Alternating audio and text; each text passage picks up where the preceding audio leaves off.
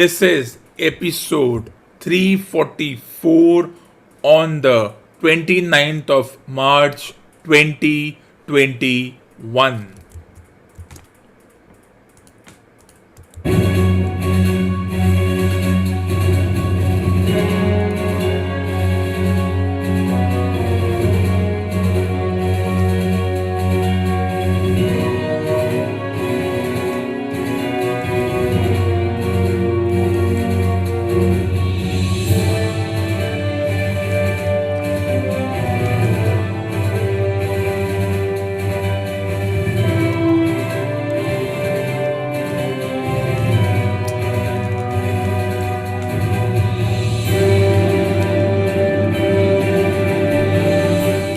Welcome back.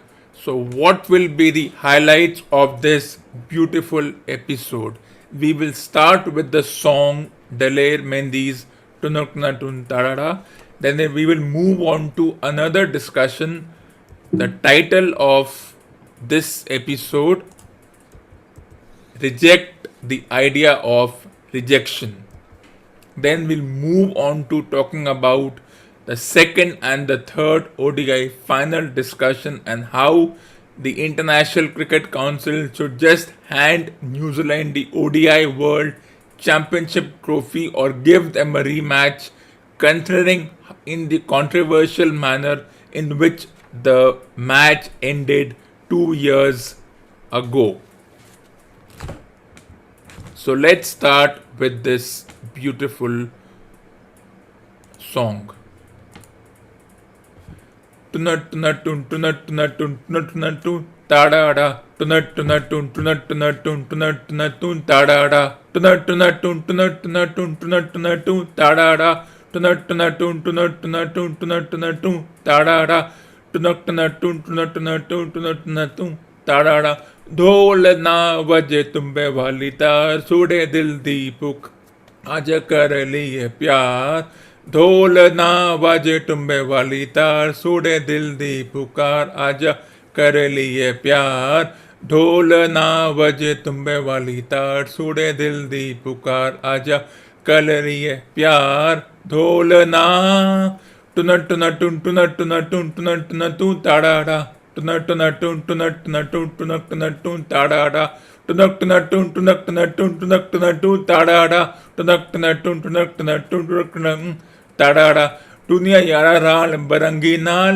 पैड़ी नहीं चंगी दुनिया यारा रंग बरंगी नाल पैरी नहीं चंगी दुनिया यारा रंग बरंगी नाल पैड़ी नहीं चंगी दुनिया यारा रंग बरंगी नाल पेड़ी नहीं चंगी सुन यारा बोले एक मेहंदी दा यारा टुनट टुनट टुन टुनट टुनट टुन टुनट टुनट टुन ताड़ा टुनक टुनट टुन टुनक टुनट टुन टुनक टुनट टुन ताड़ा टुनक टुनट टुन टुनक टुनट टुन टुनक टुनट टुन ताड़ा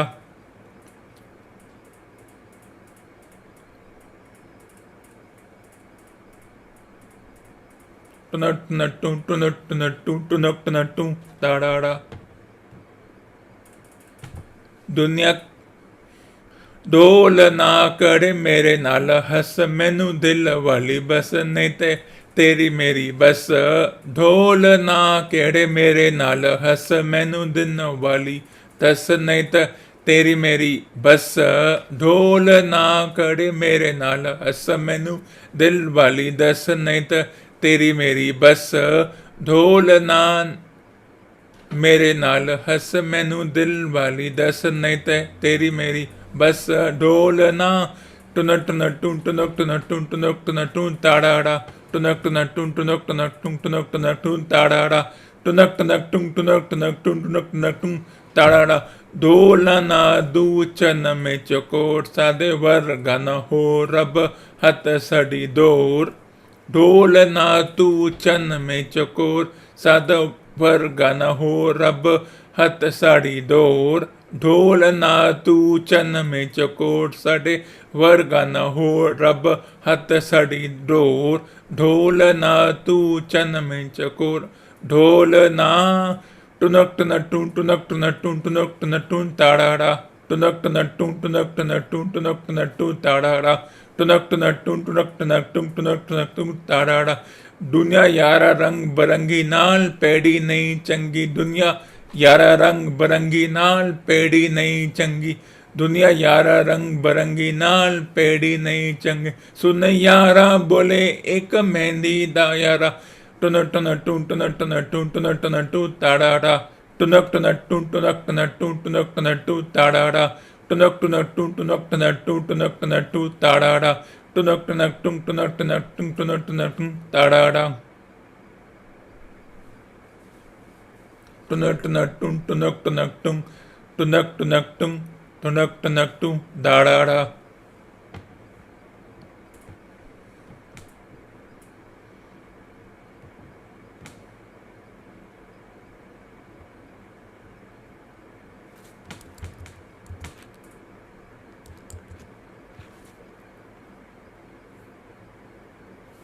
Well, that ends this song, and now it's time for a short break.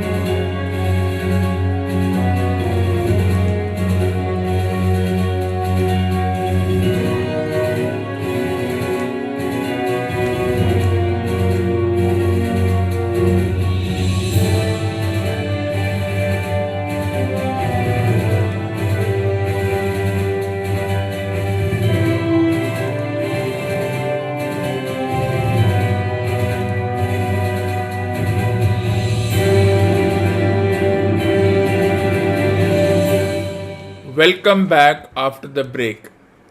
Let's continue this morning's discussion. Humans are obsessed with cliches and stereotypes such as success, failure, and rejection, and how experiencing failures especially makes us strong. But why are we also obsessed with the idea of rejection? Well, the concept of rejection is abstract and has no base, and only worries people who depend on others for approval. This concept does not cut any cloth with me. Thinking about being rejected by someone or something consumes on almost 95% of our time. For example, if you have an interview and it's online and the interviewers give you their typical "we will get back to you" response, which means we don't want you, what should we do? Tell them before you reject me, I reject you, and say you are fired and log out. Hence, reject the idea of rejection. Why are we consumed with rejection? Because humans love such cliches and stereotypes, and unless in their conversations, in their anecdotes, stories, the idea of They don't talk about successes and failures and how failures made them strong. They are not happy. But here it doesn't cut any cloth with me. Moving on, let's discuss the India versus England second ODI match. India had made 6 for 336 with Virat Kohli contributing 66, Rahul contributing 100, Pant with a brilliant 77 and Hardik Pandya finishing off with 35. And England managed to chase the target of 337 after their apparent failure to chase 320 in the first match with contributions from Roy, Bairstow and Stokes. In that context, let's discuss this match further. England justified their ruthless aggression mode. The self confessed charlatans called commentators have been in awe of, but for me, it is nothing special. And then there was the controversial decision of the Stokes run out. He was clearly run out, but the amateur video umpire ruled it in the batter's favor. And once England started hitting sixes and fours for a joke, what was the reaction of the pseudo media and the print and electronic media? Indian bowling becomes toothless and spineless and clueless because couple of sixes which were flukes came at fun, but they were fluke nevertheless. The team caught a lucky break with their limited skill set. And their supposed ruthless aggression has been going on for only 7 years. But there will be a time when they will lose steam or their template will have a counter template. Before we go further, let's take a short break.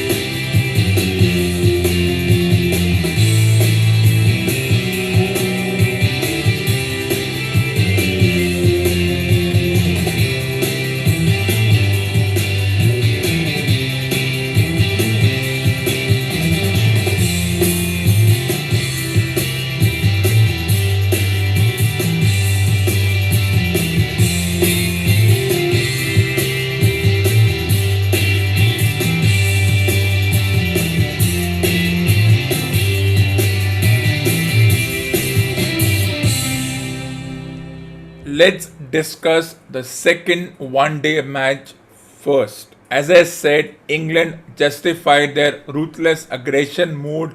The self-confessed charlatans called commentators have been in awe of, but it was nothing special.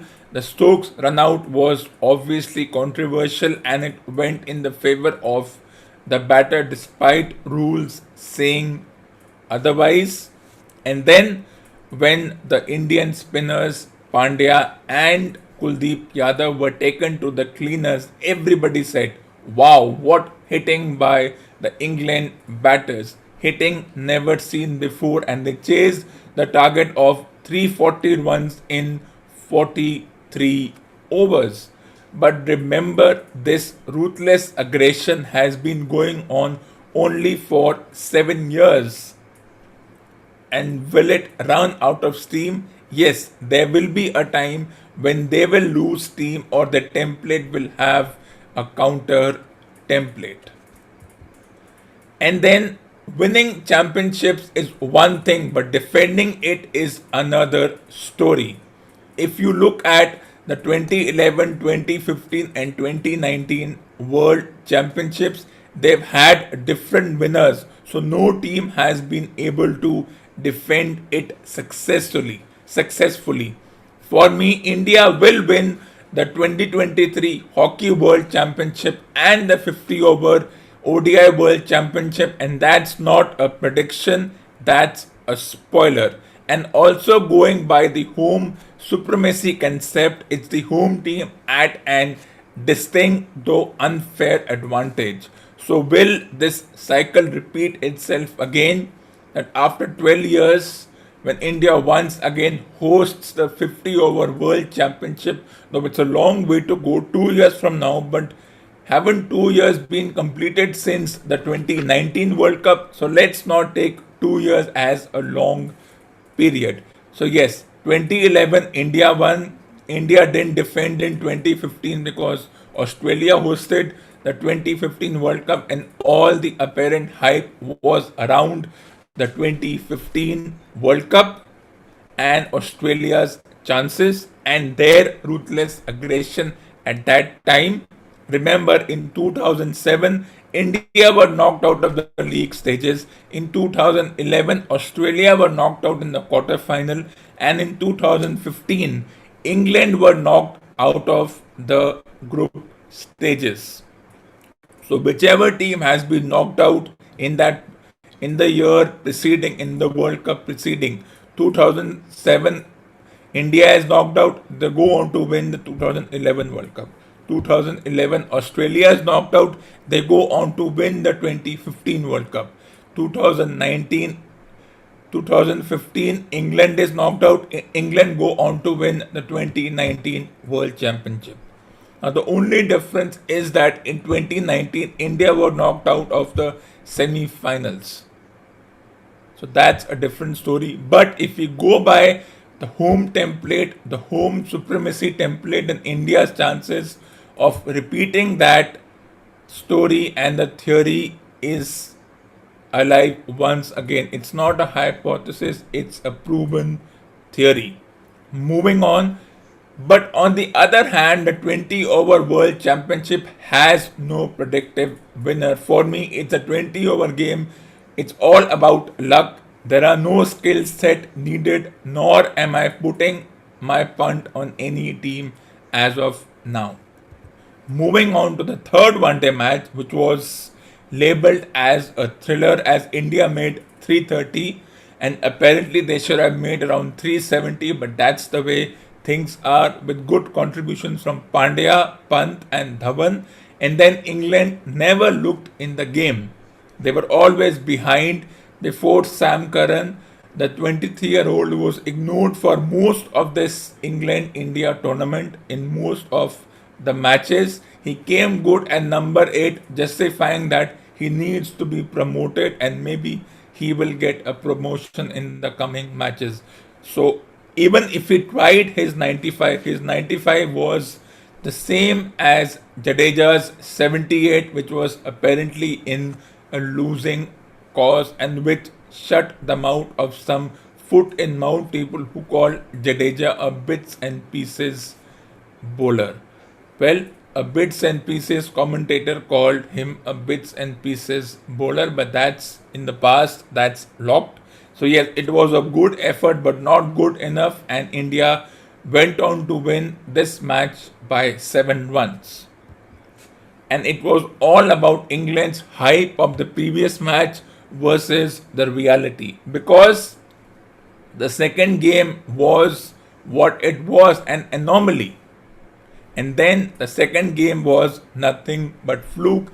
And the third game, England's apparent ruthless aggression came back to bite them. But before we go any further, let's take a short break.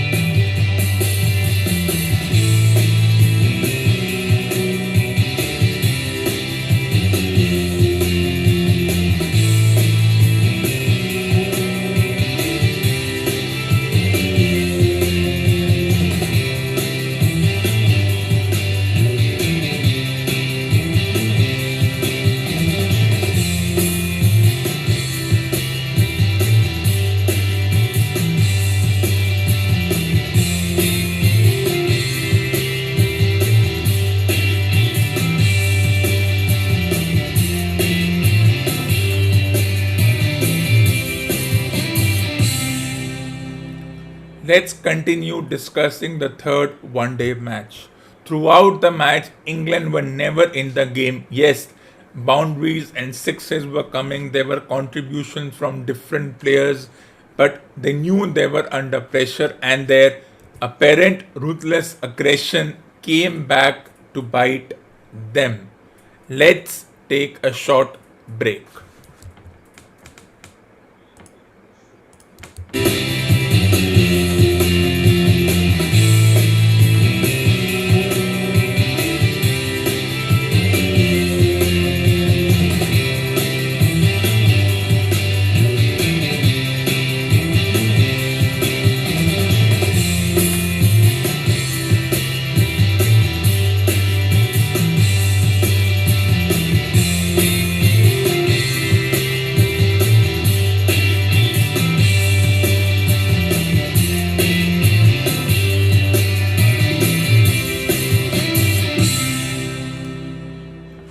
Welcome back after the break. It's time for the reading section. H.G. Wells' The Time Machine.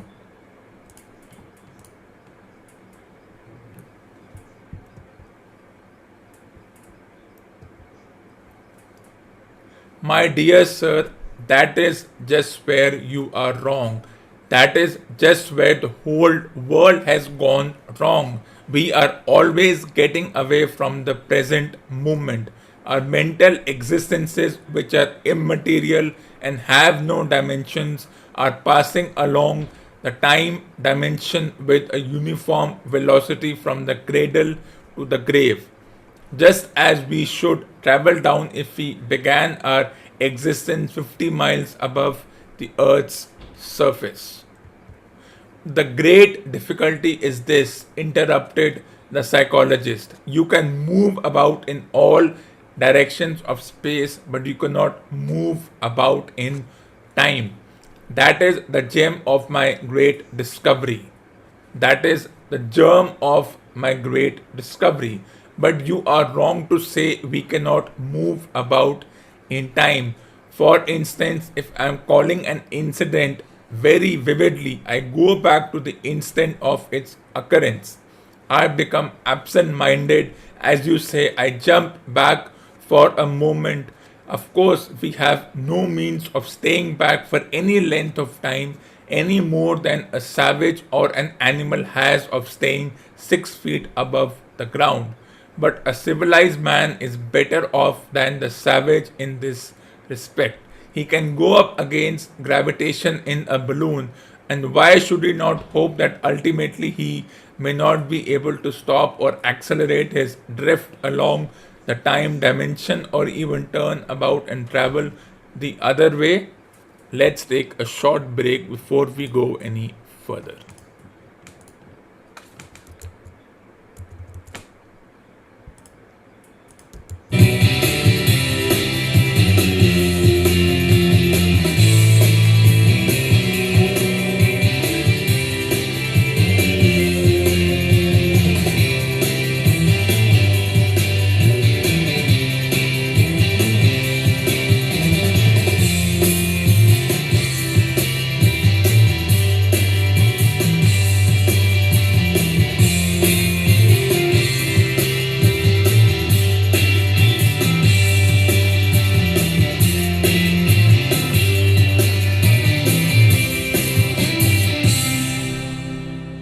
Oh, this, began Philby, is all. Why not? Said the time traveler. It's against reason, said Philby. What reason?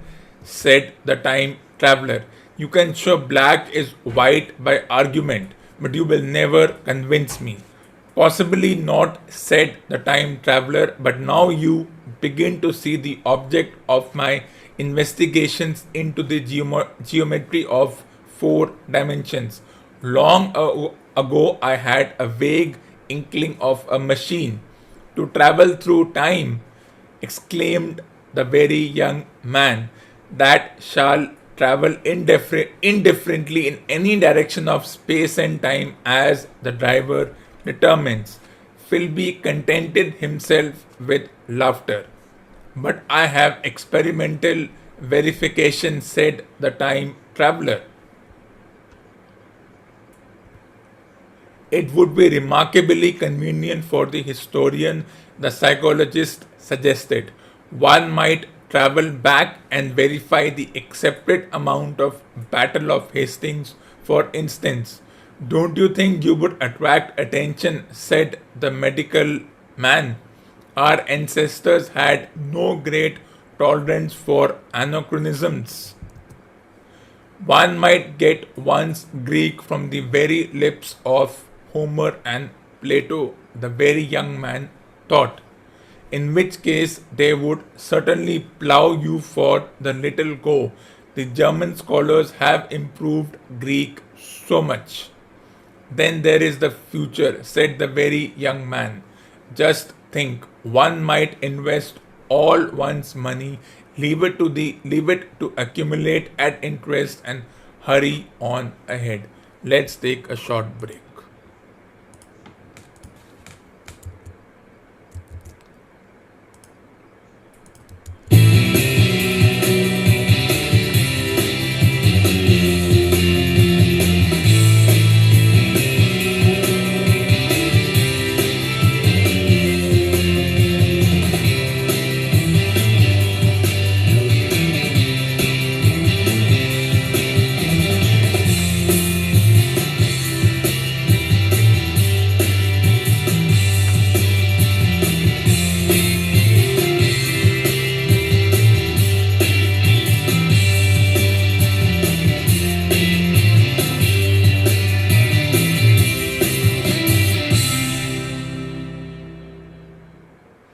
To discover a society, said I, erected on a strictly communist basis. Of all the wild, extravagant theories, began the psychologist.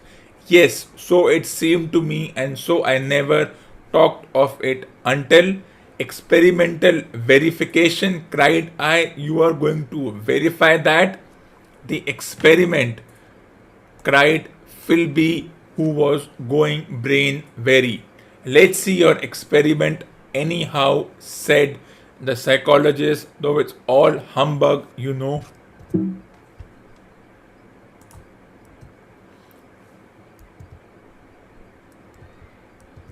The time traveler smiled round at us, then, still smiling faintly and with his hands deep in his trousers pocket, he walked slowly out of the room, and we heard his slippers shuffling down the long passage to his laboratory. Let's take a short break.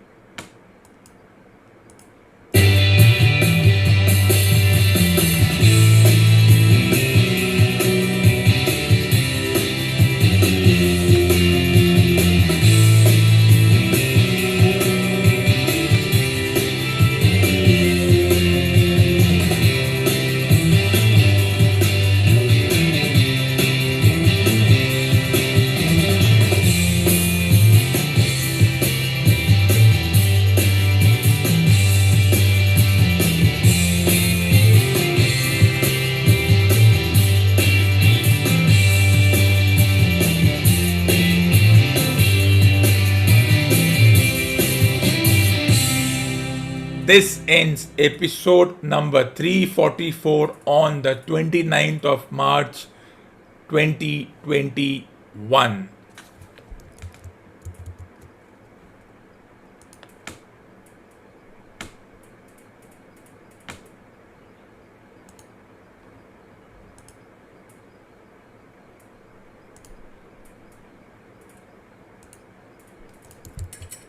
For more awesome content, tune in to the next episode of the weekly show.